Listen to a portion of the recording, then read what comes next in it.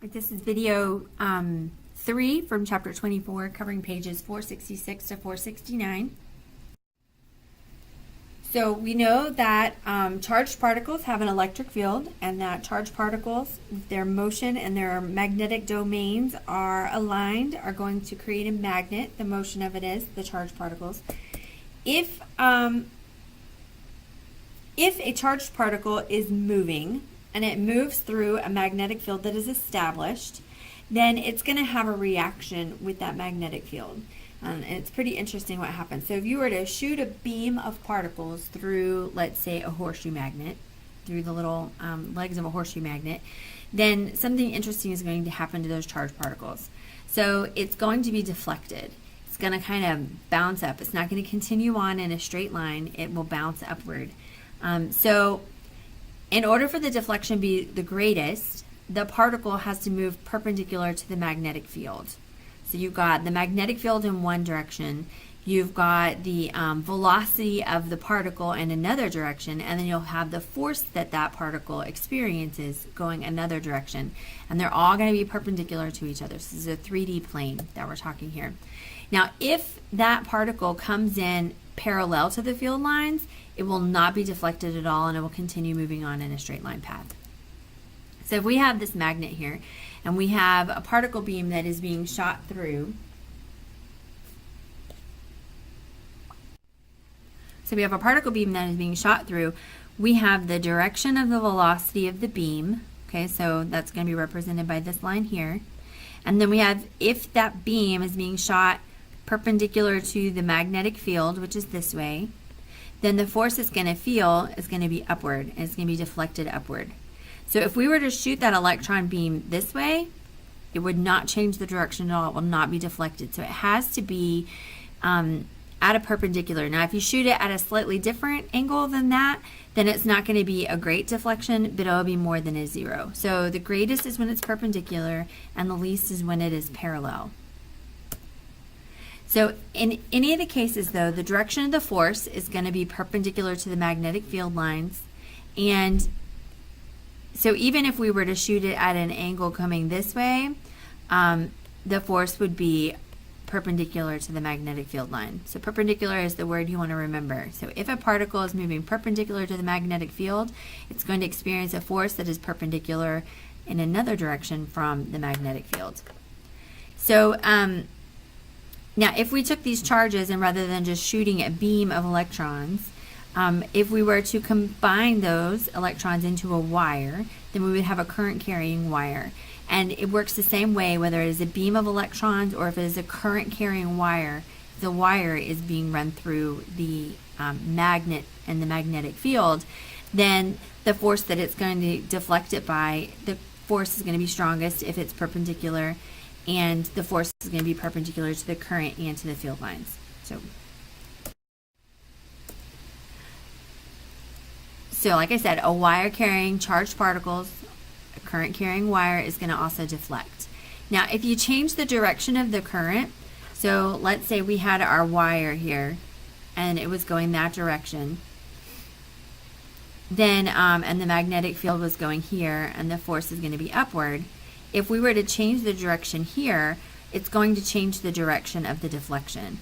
So rather than it being up, if we change the direction here, the magnetic field lines are still here, then the force or the direction the force is going to be applied in this direction, and we would go down. So if you're shooting it to the right, let's say, then the force is going to push it upward. If you're shooting it to the left, the force would be pushed downward. So if it's in a wire, you can see from this illustration that if the current is going here, then the wire is going to be pushed up, and if the current switches and goes this direction, then the force is going to be pushing it downward. So we can use what's called the right-hand rule for this. So you got to use your right hand because it's the right-hand rule. But if you hold it out and your thumb is pointing straight up, that is going to represent the force that the deflection is going to go in that direction.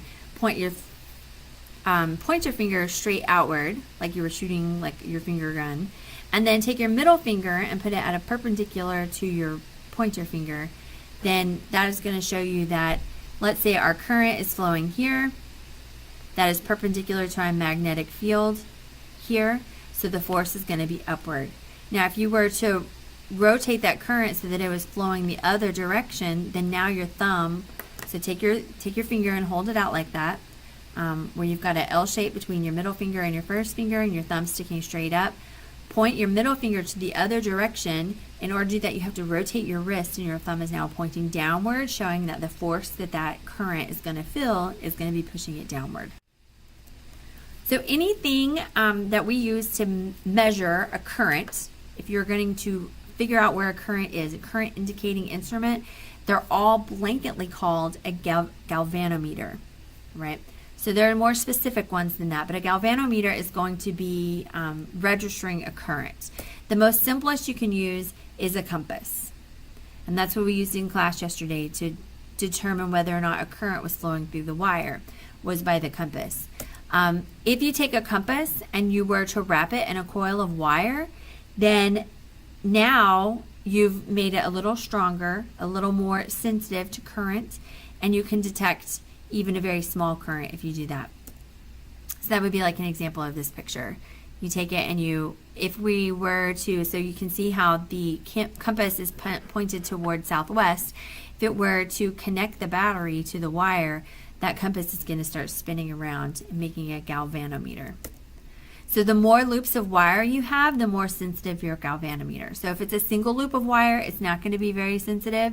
If it's multiple loops of wire, it's going to be even more sensitive. So if you're specifically wanting to detect amperes, which is going to be your current, then that would be an ammeter. And if you're specifically looking for voltage or potential difference, then you would use your voltmeter. And there are a lot of them out there that are called multimeters, where you can change it just by changing the settings and decide whether you want it to be an ammeter or a voltmeter. But all of them are a type of galvanometer. Now, if you were to take your design and modify it just a little bit, so normally when you use your compass, it is only going to deflect a partial rotation. But if you can modify it so that the deflection of your wire makes a complete rotation, now you've created an electric motor. So this is just a simple setup of an electric motor where you've got your magnetic forces right here. So then you've got your current going this way, so it's causing the force to go here, which is going to spin the spinny thing in here. And when it does, then it creates a current, which allows you to run a circuit.